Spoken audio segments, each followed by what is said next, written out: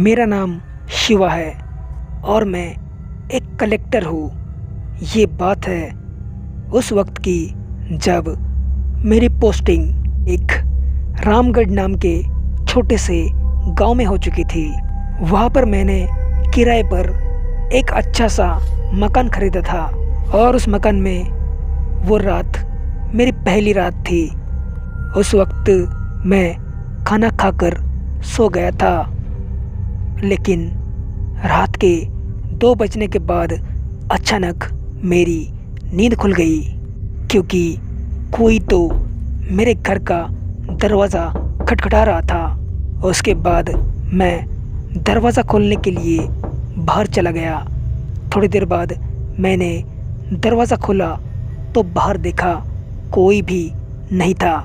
मुझे लगा कि गांव के लड़के मजाक कर रहे होंगे, इसलिए मैं वापस सोने चला गया। लेकिन मैंने जैसे ही घर का दरवाज़ा बंद किया, वैसे ही मेरे सामने एक भयानक चुड़ैल आ गई। उसे देखकर मैं बहुत ही ज़्यादा डर गया। अभी वो चुड़ैल मुझे कुछ कर पाती, तभी अचानक मेरी नींद खुल गई और मैंने खुद को बेड पर बैठा हुआ देखा। खुद को अपने रूम में देखकर मैं समझ चुका था कि ये एक सपना था, इसलिए मैं वापस सोने ही वाला था। लेकिन तभी अचानक फिर से मेरे घर का दरवाज़ा कोई तो खटखटाने लगा। उसके बाद मैं फिर से उठ गया और दरवाज़ा खोलने के लिए बाहर चला गया। थोड़ी देर बाद मैंने दरवाज़ा खोला तो देखा बाहर कोई भी नहीं था। उसके बाद मैंने घर के आसपास झांक कर देखा तो बाहर कोई भी नहीं था।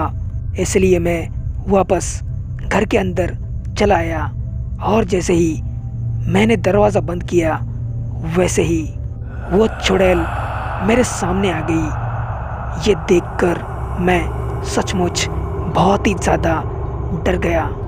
अभी मैं उस चुड़ैल से कुछ बात करने ही वाला था, लेकिन तभी अचानक फिर से मेरी नींद खुली और मैं बेड पर बैठा हुआ था। घड़ी में देखा तो सुबह के 6 बज चुके थे। उसके बाद मैं फ्रेश होने जाने ही वाला था, लेकिन तभी अचानक फिर एक बार मेरे घर का दरवाज़ा कोई तो खटखटाने लगा। अगर सच कहूँ तो उस वक्त मुझे कुछ भी नहीं समझ रहा था।